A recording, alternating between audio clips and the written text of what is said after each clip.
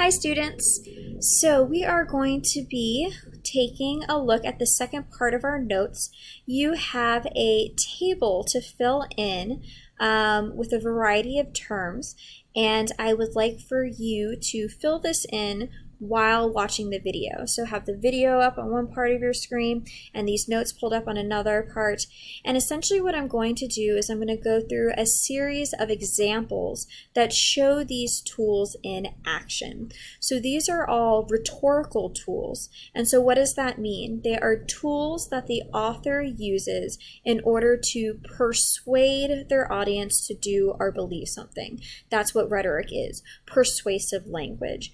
And so if I ask for you to do a rhetorical analysis, you might use these rhetorical tools in order to analyze how the author is being persuasive. And so that's why we need to learn these.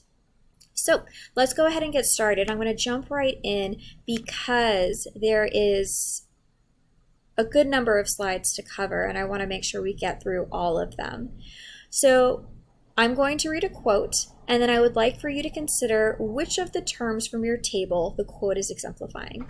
So this first quote reads, "No man thinks more highly than I do of the patriotism as well as abilities of the very worthy gentlemen who have just addressed the House." So what type of appeal is Henry establishing? So a rhetorical appeal, which can also be called a rhetorical mode, is ethos, pathos, logos, and then there's another one called kairos. And so which of those four terms is being used here? It is ethos, or you might pronounce it ethos. And so why is this ethos? So remember that the purpose of ethos is to establish trust. The speaker establishes trust with their audience in order to better persuade them. And so what are the different approaches of ethos? Well, first you can establish common ground. And that is what the speaker, Patrick Henry, is doing here in his speech, "Give me liberty or give me death." And so by complimenting his opposition, he calls them worthy gentlemen. He praises their patriotism and their abilities, essentially buttering them up. And by doing that, he creates a common ground where he says, listen, we're both patriots, we're both capable, we're both worthy, you guys are gentlemen, you're good people. And by doing this, he establishes a common ground where they feel as though they can trust one another. He is on their side, when in actuality, he's not on their side. They're his opposition. And so that's one way you can create ethos. A second way you can create ethos is by addressing your opposition's ideas. So instead of kind of appealing to their sense of self, their pride rather, you can actually reference the things that they've said. So quoting your opposition, fairly representing their ideas, and giving them a fair chance to express their thoughts. So you've shown that you've read their ideas. That creates trust. It's the idea that I'm not just going to attack you out of nowhere. I've taken time to actually listen to you, and now I'm going to tell you why I disagree.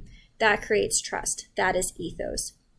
And then the final way is by showing your own authority on the topic. If you cite sources, if you talk about why you have had a great deal of experience within the subject you're talking about, if you talk about your level of education, or if you talk about a story that shows that you have been involved in the topic, all of these things give you authority. Authority also comes from, in these speeches, a lot of times God is referenced, or another politician is referenced. All these things give authority. That creates trust, that you know what you're talking about. So that is ethos.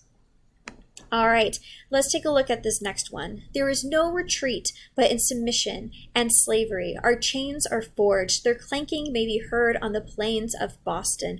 The war is inevitable, and let it come." So of ethos, pathos, and logos, which appeal is being most evidently used? That should say here. Which one is it? So it is pathos, and we see that here. There's a lot of emotion. Look at some of these words. So we see words slavery, forged, clanking, inevitable. These are words that are threatening, that are immediate that create fear and anxiety and anger. And so by creating all of these emotions, we see pathos at play, where the speaker, Patrick Henry, is trying to rile up his audience. So they're like, no, we won't be enslaved by the British Crown. We will fight for our freedom. And we see that at work here. So pathos is oftentimes occurs when diction and other devices are used in order to create a specific emotion in the readers.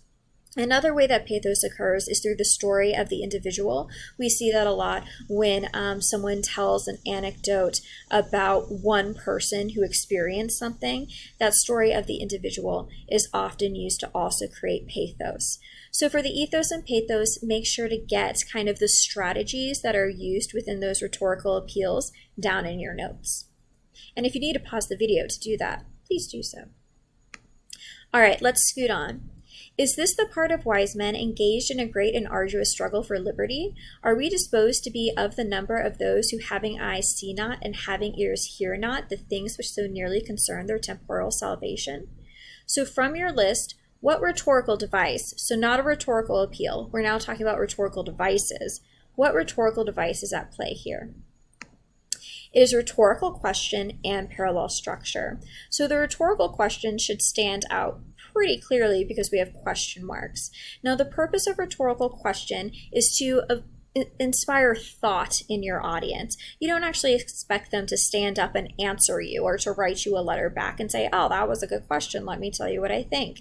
Instead, it's the idea that you want them to be thoughtful readers, and by asking them questions, you engage them in your speech or writing so that they feel a part of it, and that's very important. And so rhetorical questioning is often used within logos to make people think about your logic. It can also be an ethos where you create common ground. You make them feel a part of your speech or writing. And it can also be in pathos where you ask them a question that might make them feel something specific. So rhetorical questioning can go any of those ways. It just depends on how you intend to use it. Now with parallel structure, we see it here. Having eyes see not and having ears hear not.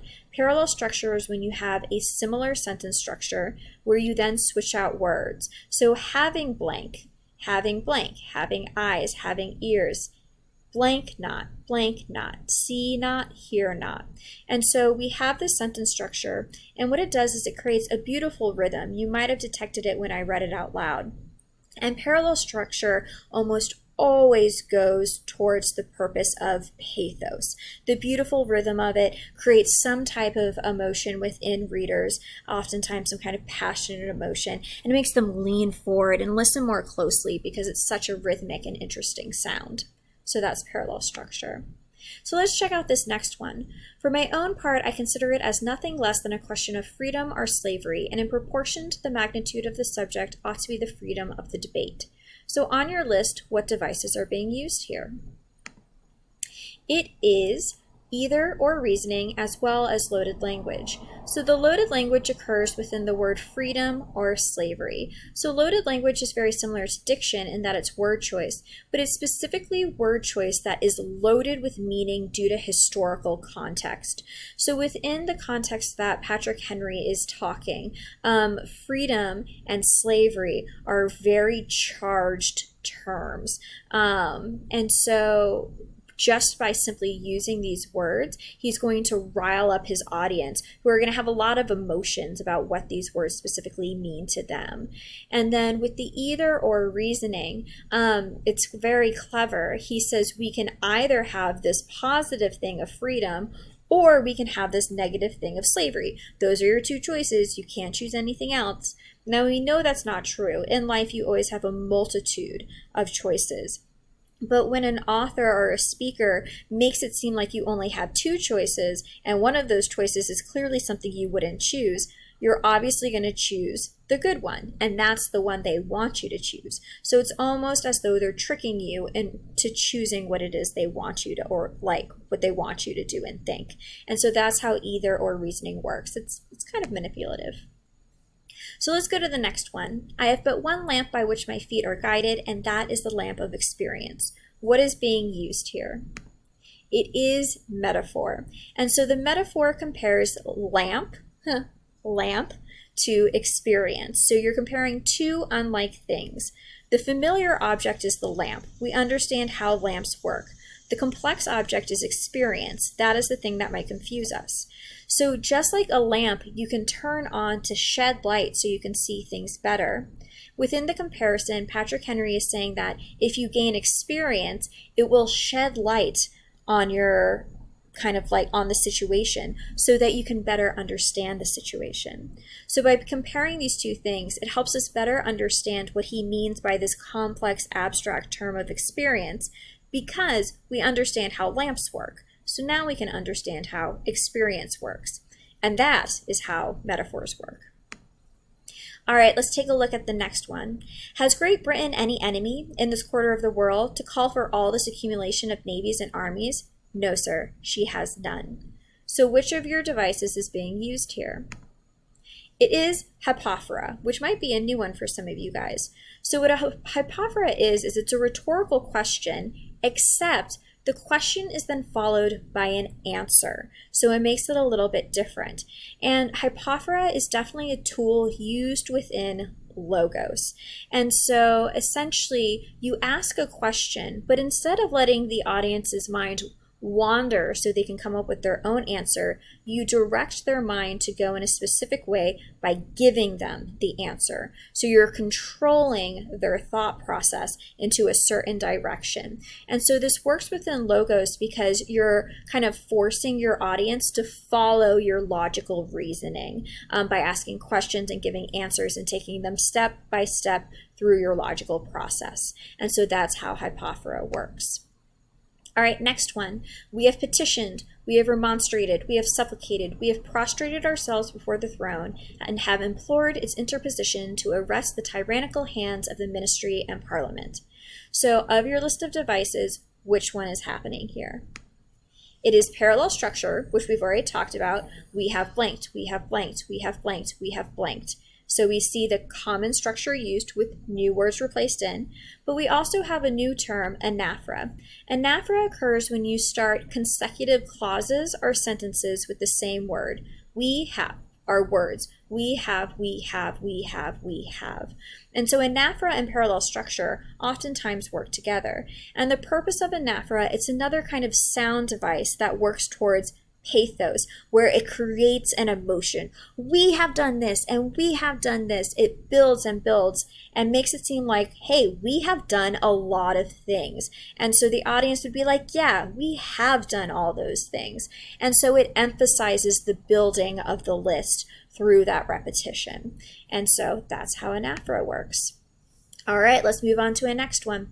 So this says, there is no retreat but in submission and slavery. Our chains are forged. Their clanking may be heard on the plains of Boston. The war is inevitable and let it come. So on your list, which device is at use here? It's loaded language, which we've talked about. We see it with chains and slavery and even submission, but we also have the onomatopoeia, clanking.